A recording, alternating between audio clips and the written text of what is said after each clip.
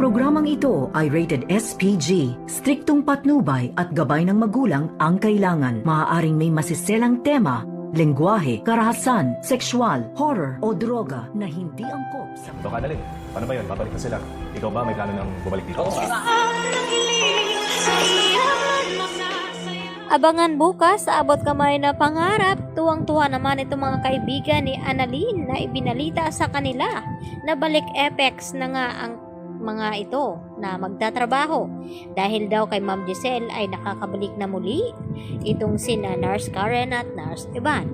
At dito naman na sumagot itong si Doc Antonio dito kay Annalyn at nagtanong na ikaw ba Annalyn ay kailan mong bumalik dito sa Apex Hospital? At nagulat naman sila nang biglang sumagot itong si Doc Lendon Javier na sinabi na hindi. At dito naman nagtataka ang mga kaibigan ni Annalyn na kung bakit hindi pwede. At kinabukasan ay hindi na nga nagpatumpik-tumpik pa itong si Annalyn kaya agad na kinausap siya nito ni Giselle at sinabi na kung pwede sana itong si Annalyn ang mag-alaga mismo sa kanyang lolo Pepe nang sa ganon ay mabilisan ang paggaling at malaman nila kung sino ba talaga ang nagpadukot dito kay Don Pepe at ang dahilan na kung bakit tinanggal ni Don Pepe sa mamanahin itong si Zoe.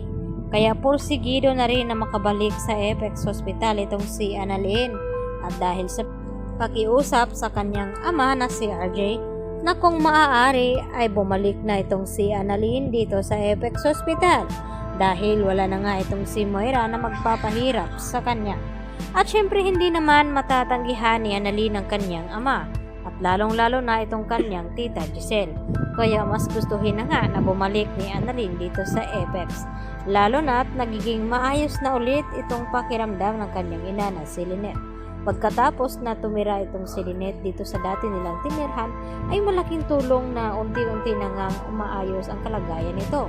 At nagdesisyon na nga itong si Lynette dito na kay Carlos na balikan na nga nila itong kanilang bahay nang sa ganon ay harapin na ni Lynette itong trauma na dapat ay kakalimutan na niya.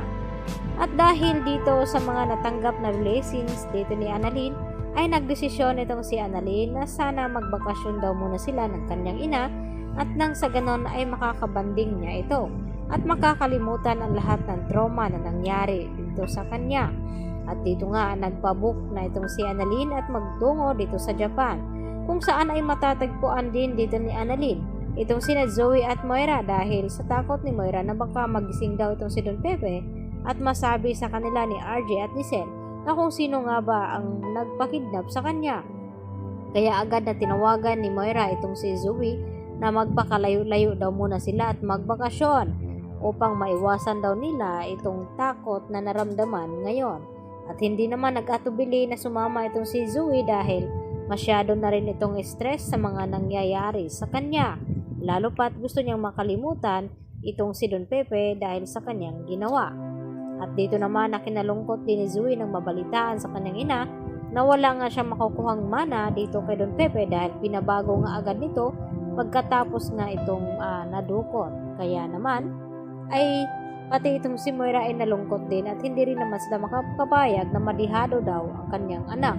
Kaya agad din naggagawa ng paraan itong si Moira habang nasa bakasyon.